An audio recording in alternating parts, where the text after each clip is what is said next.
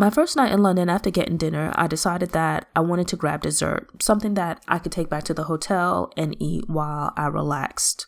Quick Google search, I found ETO Café, which is a cute little cafe that serves coffee, salads, mains, but in my opinion, the main event is really their desserts and pastries, which are on display in their showcase window at the front of the store. When you approach the store, the window is big, the inside of the store is bright, and you just see an array of very pretty, I think beautiful is appropriate, but just very nicely decorated desserts on display in the window. Now, granted, because we visited in the evening, some of the items had been sold out, but from what was left, it looks like they have a really nice array of options, and everything was just very beautifully decorated. And it's like you approach the store and it has this big glass window, and you look in and there are just all of these pretty pastries. You walk in, the staff was very nice and welcoming. You know, the service was pretty quick. Granted, we were just getting desserts to go. I can't really speak to the experience of eating in the cafe, but I was just really impressed by the desserts. They were reasonably priced. Now, I am very partial to lemony or somewhat sour and sweet desserts. So I went for this passion fruit mousse thing that they had, as well as a mango tiered cake situation. I got a passion fruit meringue tart, where basically you have this nice toasted meringue, like just beautifully brown on the outside. It's fluffy, pillowy on the inside with a hint of sweetness.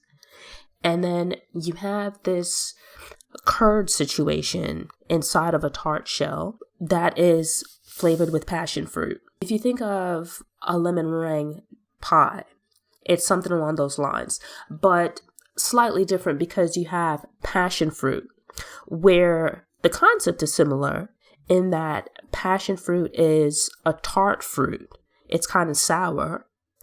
So when you combine it with the meringue, the slight sweetness of the curd, it's very much like lemon meringue, but the flavor is a little bit different and unexpected. But the theory, this balancing of a tart flavor, sort of citrusy type flavor with sweet, makes for a nice balance.